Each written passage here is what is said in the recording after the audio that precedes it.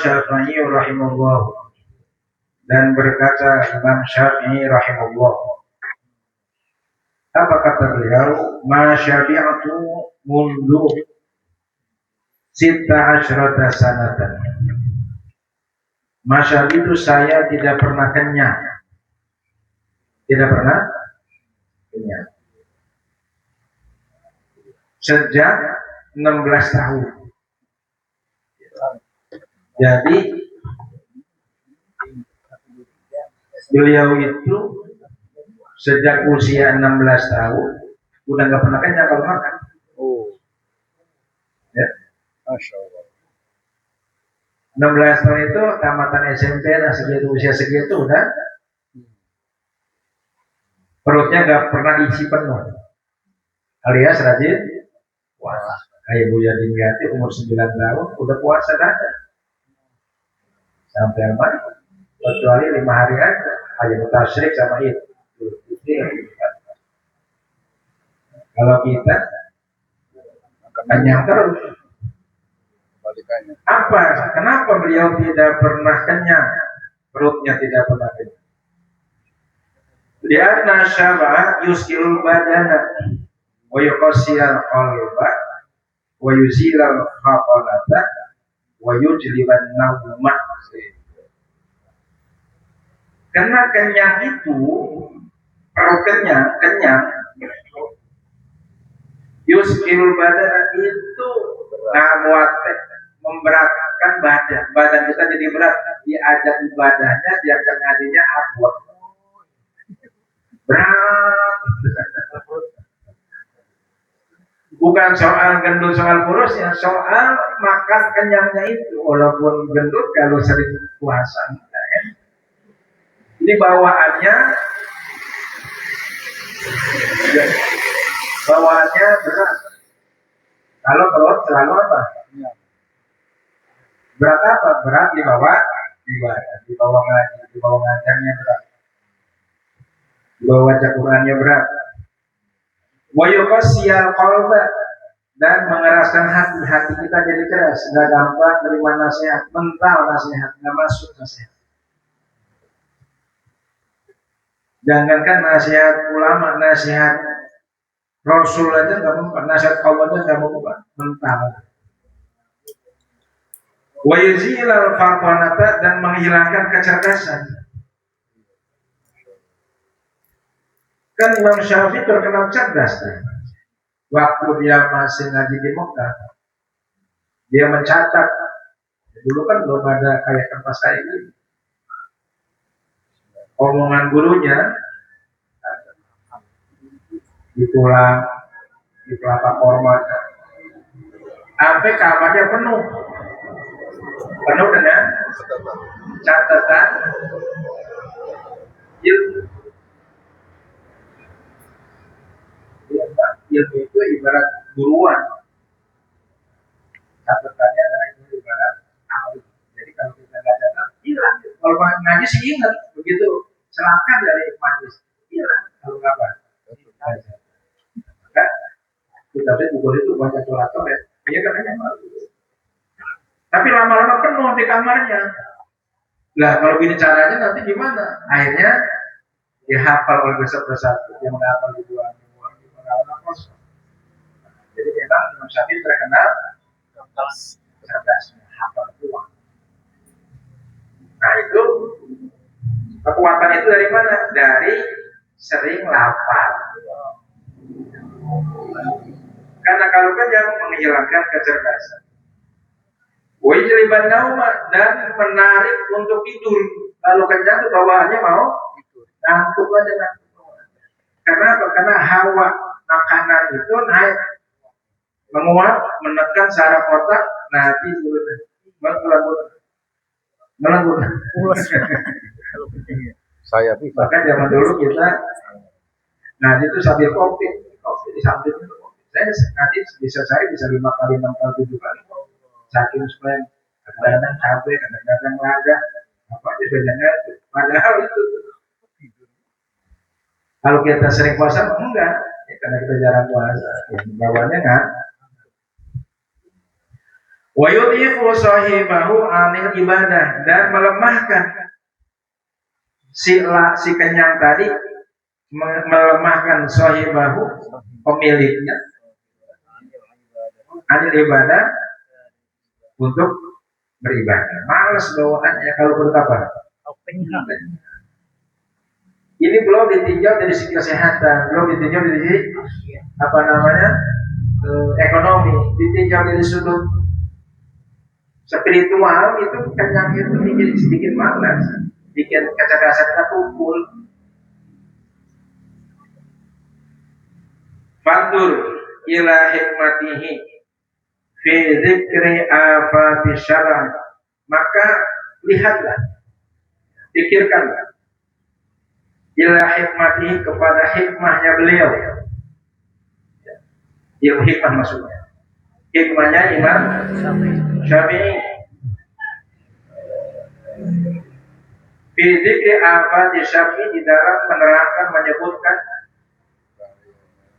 bencana kenyang. Satu, menggerakkan badan, mengeraskan hati, menghilangkan kecerdasan, membuat ngantuk tidur, dan melemahkan jiwanya. 5 efek dampak negatif dari makan kenyang, perut kenyang. Summa fi jiddihi fil ibadati, kemudian dia juga fi jiddihi, dalam kesungguhan beliau fil ibadah, dalam ibadah. Karena rajin puasanya itu enteng, jiwanya, badannya dibawa untuk ibadah enteng. Idza taraha syab'a, apabila ketika beliau mengurangi kenyang. Taraha itu mengurangi atau memotong, mengurangi kenyang, diajliha untuk tujuan ibadah.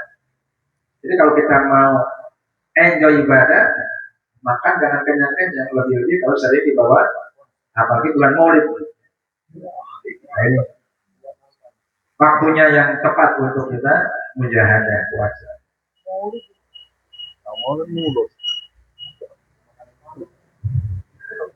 Maka dalam prinsip Tarekat Syadziliyah, menurut yang dicatat oleh Nabi Yadi 4, 1, kita harus kuat menerima beban derita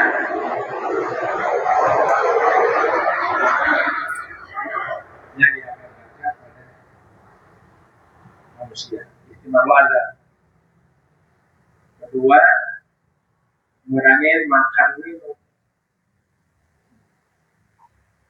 ngurangin tidur.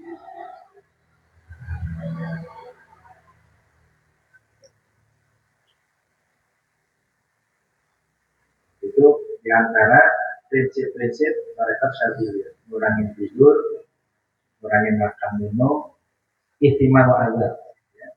Diajak orang, dihina orang, dibenci orang, dikita orang, ya sabar. Selalu berzikir kepada Allah. Di kitab Risalatul Dalaliyah, warasul ta'abudi taqlilu ta'am, maka pokoknya modalnya ibadah, ta'abud itu ibadah. Ingat, ada 3, ada ibadah, ada ubudiyah, ada abudah. Ingat, beribadah itu masih fisik, gerakan fisik, puasa, sholat, baca Quran, ya, itu ibadah. Kalau ubudiyah itu melibatkan hati, kesadaran penghambaan kita, hatinya melu ibadah. Ya. Bukan hanya raganya, bukannya robot, jiwanya ikut ibadah. Itu namanya ubudiyah. Naik lagi abudah, itu totalitas, seluruh badannya, pikirannya, hatinya, ruhnya, jiwanya sudah fokus. Inna sholati wa nusuki wa mahyaya wa mamati lillahi. Nah, itu tingkatan namanya amudah, itu tingkatan para nabi, tingkatan para rasul. Nah kita minimal di level ubudiyah. Ibadah itu targetnya ahkam, alamnya alam mulki. Kalau ubudiyah targetnya alam anwar, cahaya, alamnya alam malakut. Kalau amudah itu alamnya alam asrar, alam rahasia, alamnya alam jabarut, alam ketuhanan. Masuk di dimensi alam ketuhanan. Nah, kalau kita masih di alam apa ya? Alam makan minum. Wa qala Syafi'i rahimahullah. Dan telah berkata juga Imam Syafi'i rahimahullah, semoga Allah merahmatinya. Amin. Ma halaftu atau ma haliftu, ma halaftu billahi ta'ala la syarikun wala kadhiban qattu. Beliau berkata bahwa aku tidak bersumpah dengan Allah la syarikun, baik dalam keadaan benar, wala kadhiban, apalagi dusta sama sekali. Jadi beliau tidak pernah mengeluarkan kata-kata sumpah. Apa maksudnya? Saking azimnya pengagungan beliau kepada Allah Subhanahu wa Ta'ala. Orang kalau tingkat makrifatnya tinggi, itu menyebut namanya aja udah segan. Mintanya dia malu, ya, malu. Angkat tangan malu. Nah kalau kita diperintah, kalau kita diperintah. Fandur ila hurmatihi wa tauqirihi lillahi ta'ala. Maka lihatlah, pandanglah ila hurmati, kepada kehormatan beliau, kemuliaan beliau, wa tauqirin, pengagungan beliau, lillahi ta'ala, kepada Allah Subhanahu. Begitu agungnya beliau mengagungkan Allah, begitu tingginya beliau menghargai Allah, sehingga nggak berani untuk menyebut kata-kata sumpah. Wa dilalatu dzalika ala ilmihi bi jalalillahi subhanahu. Dan petunjuk yang demikian itu, hal itu menunjukkan, gitulah kalau secara bahasa Indonesia, ala ilmi, terhadap keilmuan beliau bi jalalillahi subhanahu, dengan keagungan Allah Subhanahu.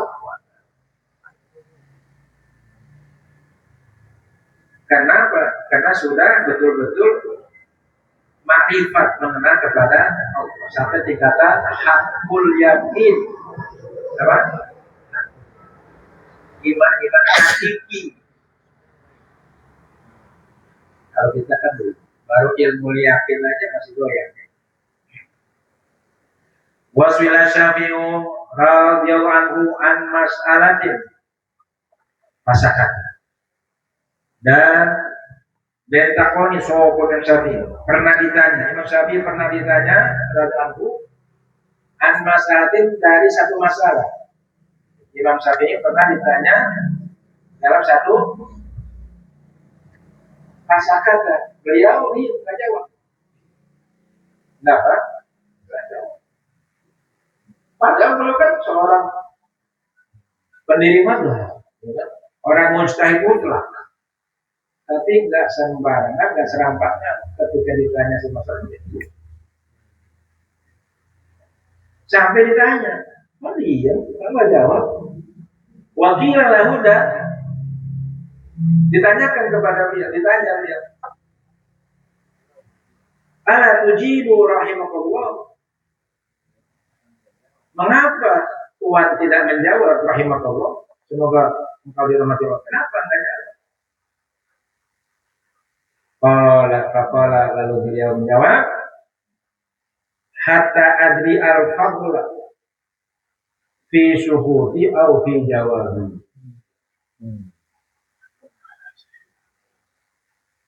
Saya nggak jawab, belum mau jawab, sampai saya tahu mana yang lebih baik, apakah dalam diem saya atau dalam jawaban saya. Saya nggak akan jawab sebelum saya tahu, dapat ilham, dapat petunjuk Apakah saya lebih bagus menjawab atau lebih bagus? Harusnya begitu, saking warok, saking hati-hati. Kalau kita kan menyerocos saja. Juga termasuk ini. Kalau di dalam hati kita ada keinginan ngomong, jangan ngomong. Tapi kalau di dalam hati kita enggak ada keinginan ngomong, disuruh ngomong. Ya pokoknya kita di majelis atau di rapat tahlilan atau maulidan gitu kan, untuk menjaga niat ya. Kalau dari rumah udah niat mau ngomong, nah itu nafsu. Apalagi udah jauh-jauh hari, tapi tanggal sekian, berapa udah kebayang macam-macam. Dengan jangan. Tapi sebaliknya, kalau kita nggak ada niatan ngomong, nggak ada tujuan ngomong, disuruh ngomong. Untuk menjaga keikhlasan hati. Insya gampang-gampang susah. Balikannya. Kamu jadi wali begitu ya. Pandur fi muraqabatihi lilisanihi ma'annahu asyadul a'dha'i tasawwuran 'alal fuqaha wa soha an-ghadhi wal qahr. Pandur maka lihatlah, renungkanlah fi muraqabati dalam muraqabahnya beliau, tingkat muraqabah. Kan isyarat kedua, musyahadah dan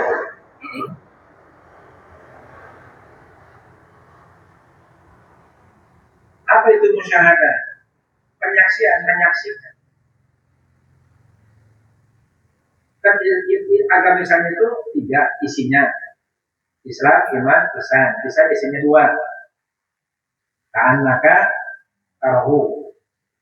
Ila takunu bainahu musyahadah dan saya ingin jelaskan musyahadah. Apa itu musyahadah? Penyaksian kita kepada Allah. Allah bisa sebisa. Apa yang bisa menyaksikan? Ya kita, jiwa kita.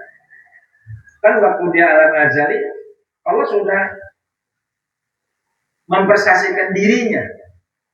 Wasyadahum ala anfusihim. Allah mempersaksikan ala anfusihim atas jiwa-jiwa mereka. Jadi jiwa itu sudah menyaksikan Allah. Maka yang kemudian disebut, mereka menjawab qalu bala syahidna. Itu syahadah. Jadi jiwa kita ini dulunya sebelum kita lahir ke dunia sudah bermusyahadah, sudah menyaksikan Allah. Maka sebagai pembuktian bahwa jiwa itu sudah menyaksikan Allah, bayi itu kalau lahir matanya masih bening, masih mulus, masih bening, masih belum.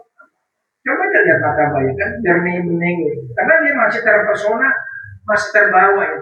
Bagaimana jamaliyahnya, jalaliyahnya dan amaliyahnya Allah di alam barzakh, di alam jabarut.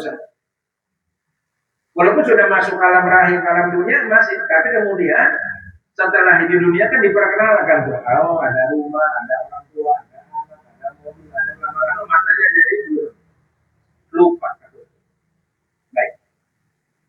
Nah, manusia itu kan terdiri dari dua dimensi dohir, jasad, jasmani dan dimensi jasmani diberikan perangkat panca indera, mata untuk, telinga untuk, hidung untuk, lidah untuk, tangan untuk merasa. Ini perangkat jasmani, perangkat hardware. Nah, masing-masing indera ini punya fungsinya secara proporsional dan profesional. Contoh, untuk kita bisa menyaksikan pemandangan indah dengan, untuk bisa mendengarkan hal-hal yang merdu dengan telinga, untuk bisa membedakan wangian dengan hidung, untuk bisa membedakan pahit manis dan sebagainya dengan, untuk membedakan kasar atau lembut dengan kan.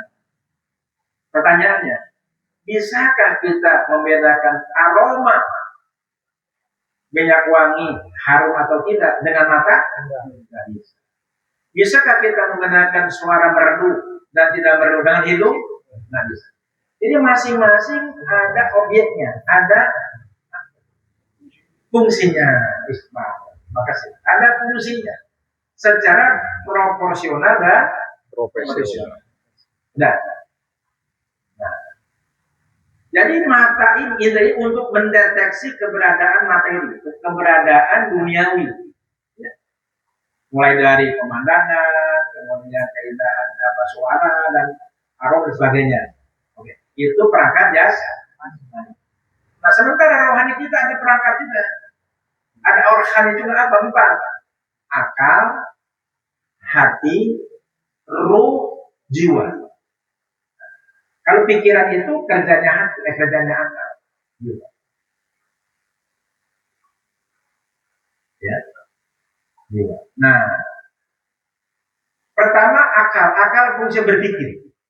Dari mana dia mendapatkan bahan bakunya? Dari informasi indera, dari apa yang dilihat, apa yang didengar, apa yang dicium, apa yang dirasakan itu masuk misalnya ke akal dipikir. Oleh akal dikirim ke hati, di hati diterima atau ditolak. Dari hati dikirim lagi, sampai ke jiwa lah. Gitu. Nah, untuk bisa mendeteksi Allah pakai apa? Kan gitu. Sama seperti mendeteksi wangian pakai itu. Nah, bisa dengan itu nggak bisa, karena ini perangkat jasmani. Sedangkan Allah itu huwa dzahir wa batin. Nah, untuk bisa melihat tajaliannya Allah di alam ini bisa dengan mata. Apa yang kita lihat, apa yang kita itu sebenarnya manifestasi Allah. Sebenarnya, gitu. Ya, kalau kita terus gitu, sampai kita terima Rabbana ta'ala, itu proses berpikir. Apa yang kita lihat, ya. Kan baru-baru ditemukan ternyata struktur dedaunan yang kelihatannya acak-acakan itu sebenarnya sebuah satu konsep yang sama seluruh dunia.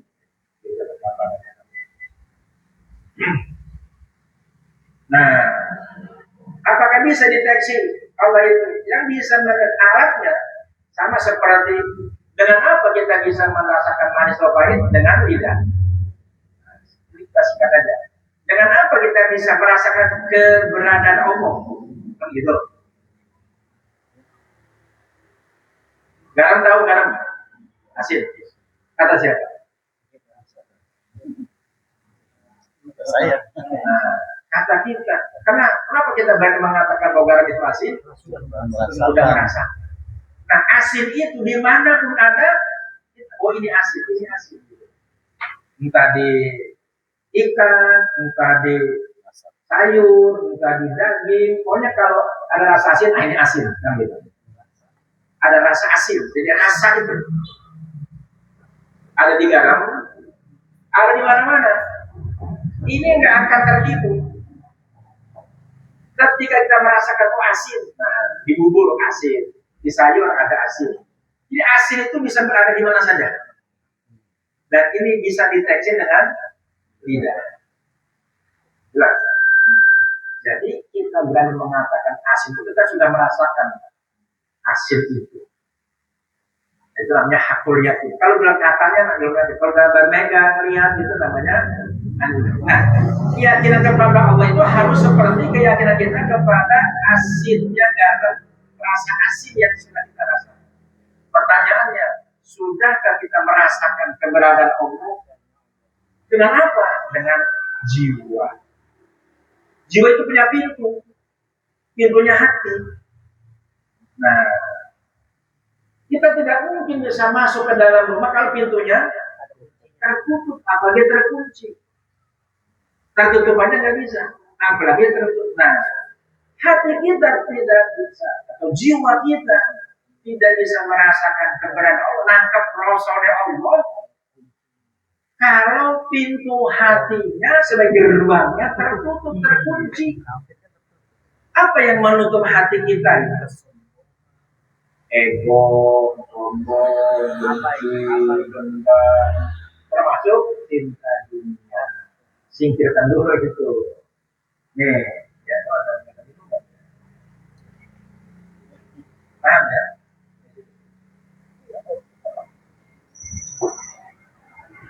Anggaplah ini kopi, kan ada aromanya. Kita tidak mungkin bisa merasakan pahitnya kopi, aromanya kopi kalau masih. Kenapa selama ini kita belum merasakan keberadaan Allah itu ada dan Allah itu nahnu aqrabu ilaikum min hablil warid. Allah lebih dekat. Rasa itu kan lebih dekat, rasa itu lebih dekat dari urat di leher kita. Rasa itu, rasa cinta, rasa benci, rasa rindu itu di mana? Kan di jiwa adanya, katanya dekat. Nah, jiwa meliputi seluruh. Maka untuk bisa menikmati pahitnya kopi, aromanya, kita dibuka. Pintu hati kita dibuka, digedor. Rokok, yang dikira la ilaha illallah, la ilaha illallah, digedor. Dia terbuka. Itu satu sisi. Tapi ada kotoran lain, apa? Sombong, angkuh, benci, dendam, hati itu yang susah itu. Terutama cinta. Selama di dalam hati kita masih ada dunia, masih ada selain Allah, makanya buang la ilaha illallah. Rumah, anak, buang, jangan di dalam hati. Ilmu betul hanya Allah. Yang ada itu hanya Allah. Nah, baru nanti. Berapa lama kita bisa membahas itu? Tergantung perjuangan kita. Tergantung mujahadah kita untuk membuangkannya. Nafsu ammarahnya itu. Sehingga jiwa kita dari amarah yang lawama menjadi mutmainnah menjadi apa? Radiyah. Kalau masih amarah belum. Minimal mutmainnah. Mungkin udah mulai dah. Sriwing aja Pak. Udah mulai sriwing. Jadi Allah itu bisa kita rasakan keberadaannya. Pertama keberadaan sifatnya, keberadaan asmanya, keberadaan af'alnya. Jadi cara mendeteksi eksistensi Allah itu bukan dengan mata, bukan dengan telinga. Dengan apa? Dengan rasul. Rasul apa? Sir dari mana? Di dalam jiwa kita. Apa lapisannya? Kan di dalam itu ada akal, terus ada hati, ada fuad, ada lu, ada sir, ada sirul asrar, ada nur. Lapis berapa lapis sih? Nah, makanya kalau suatu harus nembus lapisan tadi. Alam malakut, alam mulki, alam malakut, alam jarut, alam malakut. Sampai sidratul muntaha itu, mi'raj rohani itu spiritualitas. Mi'raj itu sih lapisan-lapisan tadi.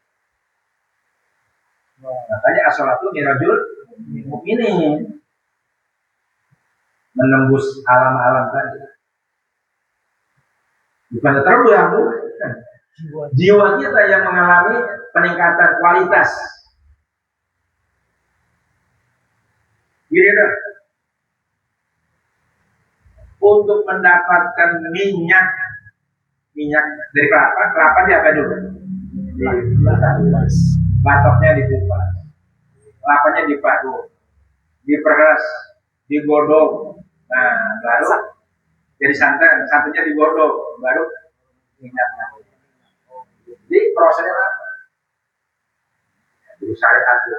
Itu torekot itu jalan menuju marifat itu namanya torekot. Mulai dari syariat, akidah sampai ihsan. Nah ini baru langkah awal ini yang kita baca ini. Baru langkah syariatnya. Zuhur, kajian malam, kajian sunat. Ini baru ilmu. Ini baru kulit luar.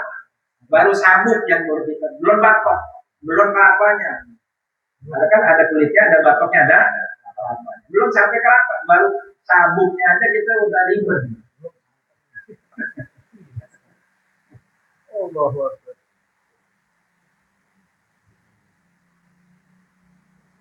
Di muraqabah dalam muraqabahnya beliau. Muraqabah itu apa? Rasa dipantau, ya? Rasa dimonitor, muraqabah. Jadi buat bisa itu. Musyahadah bro, nggak bisa kita di luar di bawah harus ada merokok. harus merasa diingat. Maka cara supaya kita merasa diingat itu harus ingat kepada Allah. Bahwa Allah itu Raqib. Innallaha kana alaikum raqibah. Bagaimana itu? Nah, maka tanamkan terus Allah itu. Ya, minimal ingat namanya dulu. Allah, Allah, Allah, Allah, Allah, Allah, Allah. Dalam hati itu ingat aja. Baru namanya. Nanti namanya hilang kan kita ingat tuh sifatnya Allah seperti apa, apanya Allah seperti apa. Ya. Nah itu tuh tanamkan dulu itu cara itu. Nah nanti lama-lama timbul muraqabah. Nah, jadi sambil berzikir itu sambil muraqabah. Muraqabah itu kesadaran yang kita menunjukkan bahwa Allah selalu mengawasi kita, mengintai kita, memantau kita. Itu namanya muraqabah. Nanti timbul tenggelam itu, kadang enggak. Terus aja. Terus emang begitu itu mujahadannya di situ. Maka itu perlu bantuan mursyid dulu untuk menuntun supaya kita terbimbing, terarah gitu. Jangan penyakitnya kan dua, malas sama lupa. Malas sama malas itu penyakit malas. Makanya ayatnya manjahadafina lana dihum jihad. Jihad itu bukan perang. Dia perang melawan perang masa-masa malas saja. Jadi ibarat pas rapat Allah sampai terkupas ya. Lapisan hati kita itu. Kita udah berkarat. Dari kecil kita udah cinta dunia, yang ada dalam hati kan ditanamkan duit, kalau kitanya bisa duit lagi. Dunia lagi ditanamkan terus. Lah nempel nih berkarat. Makanya orang ada yang cepat, ada yang lambat, tergantung tempat tipisnya karat di dalam hati. Udahnya bersih juga karena timbul lagi karat. Iya. Silakan ada setan. Lilisanihi bagi lisannya. Bagaimana Imam Syafi'i menjaga lisannya? Karena apa yang terlontar dari mulut kita itu dicatat oleh tidak ada yang lolos. Wa ma ladaihi raqibun. Ma'ana padahal beliau itu asadul a'dha'i tasallufun. Padahal beliau itu orang yang paling menguasai anggota badan. Paling menguasai pandangan matanya, paling menguasai telinganya, dia kan nggak sembarang dengar. Kalau kita kan masih mau lirik-lirik yang licin-licin, yang jidat licin, ya kan? Saya lah, masih kalau jarang masih tengah-tengah gitu. Buya tuh kalau dari majelisnya ke rumah, kalau kita nggak jagain, dia nyeruntul aja gitu, nggak pilih kanan aja. Mundur aja, kalau kita kan kalau jalan, ya sama, ya. Nah, beliau itu termasuk lidahnya nggak sembarang ngomong gitu, nggak sembarang gimana.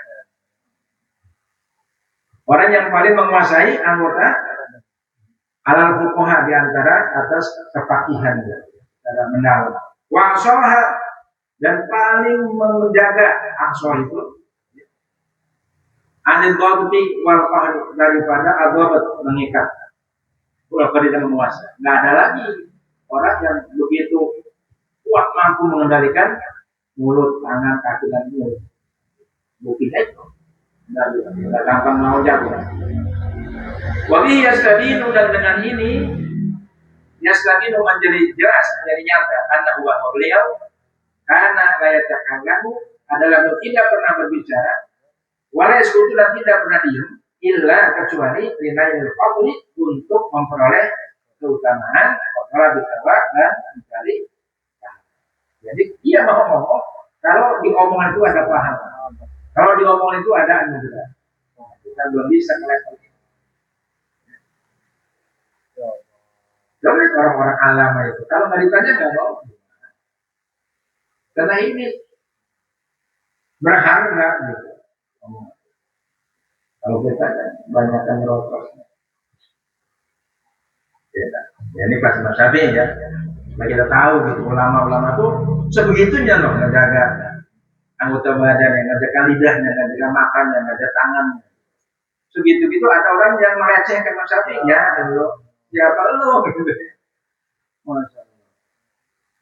Wa qala Ahmad bin Yahya bin Wazir, dan telah berkata juga Imam Ahmad bin Yahya bin Wazir, kharaja Syafi'i, pernah satu saat Imam Syafi'i keluar, rahimahullah ta'ala, semoga dia dirahmati oleh Allah subhanahu wa ta'ala, yauman, pada satu hari, min suqil Qanadir, dari pasar Qanadir, namanya pasar Qanadir, Mesir. Kata banahu, maka kami ikuti dia, diikuti. Jadi Mas Syafi'i keluar diikuti ya, oleh yang lain, oleh murid-muridnya, oleh ulama-ulamanya. Faidan rajulun yasbihu ala rajulin min ahli ilmi, maka tiba-tiba di tengah jalan dan diikuti oleh beberapa muridnya atau sahabatnya, maka tiba-tiba ada seseorang yang sedang menghina safahan, menganggap bodoh, membodohkan, menghina lah. Sufaha itu kan menganggap bodoh. Ala rajulin, terhadap seseorang lain, min ahli, dan orang lain ini dari ahli ulama lah, ustaz. Nah itu dikomentari, nah ustaz bodoh, ini lagi dihina, ya, dihina, dicerca, dimaki atau dilecehkan. Kalau kami sapi lagi lewat, apa yang terjadi? Fata Syafi'i ilaina, maka beliau menoleh, maka Imam Syafi'i menoleh ilaina kepada kami, menoleh. Kan teman-teman sahabatnya di belakang, dia menoleh ke belakang, nengok ke belakang. Waqala, dan sambil berkata, nazimu asma'akum anistima'il khona kama tanazzahuna alsinatakum anil nutqini. Ketika ada orang ngomongin ustaz, gitu ya, ngomongin orang lain, ngomongin ustaz yang ahli ilmu, Imam Syafi'i yang lagi jalan berhenti, nengok ke belakang sambil ngomongnya begini, nazihu, bersihkanlah, nazihu, nazahayu, nazihu, bersihkanlah, asma'akum, pendengaran kalian, anistimail khona, dari mendengarkan kalimat-kalimat kotor, kalimat-kalimat tidak layak, kalimat-kalimat tidak pantas, kalimat senonoh. Itu ngomong begitu, jangan dengerin tuh, jangan denger. Tutup, bersihkan pendengaran kalian dari mendengarkan omongan kotor, omongan tidak baik, omongan senonoh, omongan ya, tidak berharga. Yang diomong sama seseorang tadi itu, jangan ngomongin ustaz. Karena tanazahuna asinatakum anil nutqi, sebagaimana juga kamu membersihkan lidah-lidah kamu untuk mengucapkan perkataan kotor tadi. Termasuk jangan pernah ngomong kata kotor. Ini kira-kira gampang apa susah? Kalau kita jemaat tadi Malah pengen tahu. paling enak dan paling gurih. Wah, ini ya tasawuf itu begitu. Kalau mau jadi wali ya harus bersih. Apa alasannya? Fa innal mustami'a syarikul qaili. Garis bawahi. Fa innal mustami', maka sesungguhnya orang yang mendengarkan, syarikul qail, sama sekutu bagi orang yang ngomong. Dia ngomong jelek, kita dengerin, sama dosanya. Syarikul qail namanya. Sekutu, syarikat dengan orangnya. Walaupun kita nggak ngomong, masih nggak ngomong, dia ngomong, sama. Karena kita apa? Jadi mendengar itu hukumnya sama dengan ngomong. Hah? Agak berat.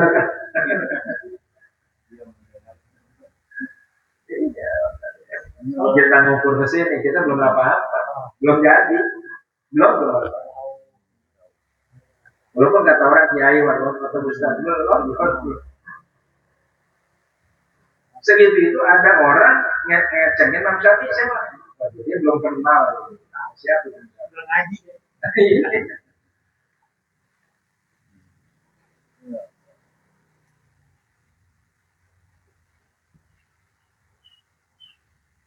Wa inna safiha la yanzuru ila ahmati syai'in fi ina'ihi wa yahrusu an yufridahu fi awqiyatikum. Wa inna safiha, maka sesungguhnya orang yang safih itu orang bodoh yang suka mengeluarkan kata-kata bodoh. Sufaha, ala inna sufaha.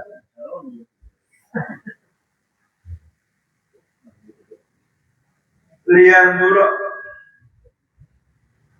dia akan memandang, akan melihat ila ahbati syair, kepada sesuatu yang paling buruk. Ahbas itu isim tafdhil, buruknya sesuatu. Bi'inaihi, pada wadahnya. Jadi ibarat wadah tuh, di dalam wadahnya ada yang jelek, ya. Ada kotoran, ada bangkai, ada macam-macam lah, ya. Nah, karena dia tahu bahwa di dalam wadah ini ada sesuatu yang kotor, yang paling kotor, payah rusuh, maka dia bersemangat, berambisi, anyufridahu, untuk menuangkan, mengosongkan wadah itu fi awqiyatikum, dalam wadah kalian. Karena udah penuh, udah kotor ini, maka dia ingin sesuatu yang kotor ini pindah ke wadah diri kita.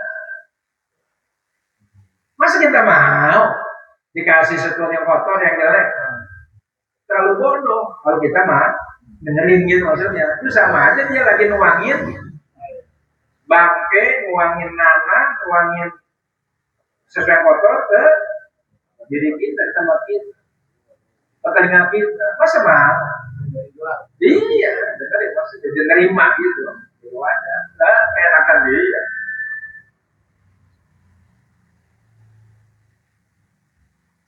Walau rudat kalimatu syafil la sa'ida raduha. Walau rudat, kalau seandainya ditolak, kalau kita tolak kalimatu syafil, kalimat-kalimat buruk tadi kita tolak. Ya, kita, alasan apa ya? Maaf ya, saya ada perlu nih. Saya pulang dulu dan lain waktu lah. Gitu. Pokoknya cari alasan lah supaya kita nggak dengerin omongan dia yang ngoceh aja. Bla bla bla bla. La sa'ida raduha, niscaya bahagia. Raduha, orang yang menolak. Kita beruntung. Kalau kita mampu menolak orang lagi ngomong kejahatan, apalagi ngomongin orang alim, guru, ustaz, khotib, mubalek, pengurus masjid, anda kita pulang aja. Apa kayak alasannya? Jangan ikut nimbrung. Kalau nimbrung berarti sama kita menjadi wadah tempat pembuangan kotoran dari orang itu. Karena syakiyah biha qailuha, sebagaimana syakiyah, celaka biha, dengan kalimat tadi itu, kalimat-kalimat kotor, qailuha, orang yang mengatakannya, sama seperti kotornya orang yang walaupun kita hanya mendengarkan kodoai, ibaratnya ini dituang dipindah ke sini ke gelas kita. Nah itu kan kita nggak sadar, karena memang ada setan. Makanya ibarat monyet enak dikunyah-kunyah.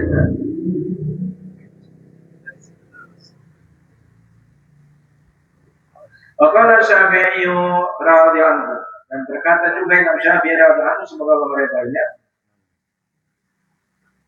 kata bah hakimun ila hakimun, sedari kecil suaminya levelnya kecil.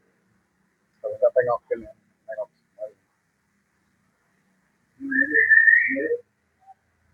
Ya, sampai balok biasa. Nah, ya, Jangan terlalu. ya. Berkata menulis seorang hakim kepada hakim yang lain. Di hakim yang pertama si A ngirim surat ke hakim yang B, si hakim yang lain.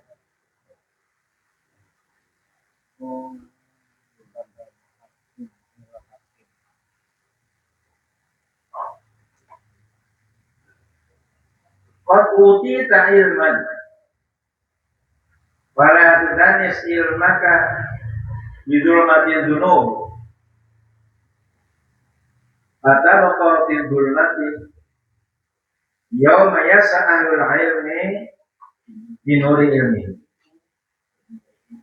Pernah satu hakim menulis kepada hakim lain, ini hakim yang jujur.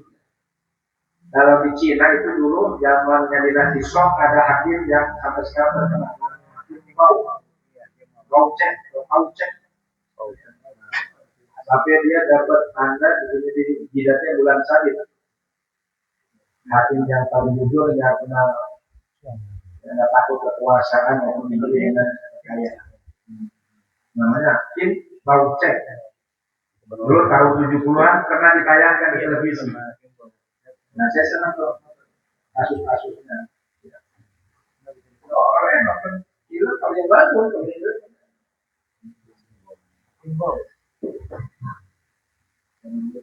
nah, saya senang film-film Kaisar, karena itu ada intrik, ada politik, ada percintaan, ada perselingkuhan, ada dendam, ada militer, bukan drakor cintaan dulu, film-film Kaisar, drakor sama Korea. Ya, baik, ya. Apa isinya tuh surat? Qad utita ilman. Jadi hakim A ngirim surat ke hakim B. Di dalam suratnya bunyinya qad utita, engkau telah diberikan ilmu. Hakim saudaraku, engkau orang yang diberikan. Fala tudannis ilmaka, jangan kotori ilmumu. Ilmu itu bersih, cahaya terang, jangan dikotori, jangan dicemari. Jangan kau kotori ilmumu bidulmatil dunub, dengan kegelapan dosa. Kenapa? Ya hakim itu kan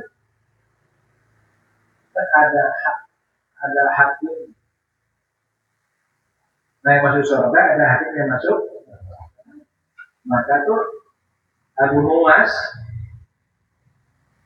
kan bapaknya hakim.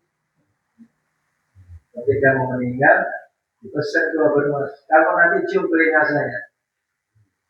Kalau telinga kanan ini wangi, telinga kiri ini bau, nah, kamu jangan mau jadi pegawai pemerintah.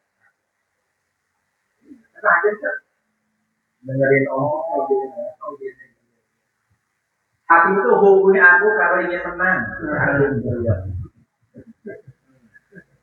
Dan yang membuat hukum pun hakim. Bala tudanis ilmaka bidulmatil dunub, janganlah kau kotori ilmumu yang bersih, yang suci itu, yang bercah itu dengan kegelapan. Jangan terima sobokan, jangan terima ini, jangan karena nggak enak, atau yang aku jabatan itu tantangannya berat. Pada fil zulmati, maka kalau engkau kotori ilmumu dengan dosa, maka engkau akan berada dalam kegelapan. Yauma yas'a, di hari berjalannya para ilmu binuri ilmu dengan cahaya ilmu. Nah, kalau sebagai hakim yang diberikan amanah ilmu, kemudian dicemari dengan menerima sogokan, menerima ibadah dan azab, engkau akan berjalan dalam kegelapan sementara orang berjalan dalam keterang-terangan cahaya ini. Itu pesan daripada Habib ya, yang itu kita dengar. Wallahu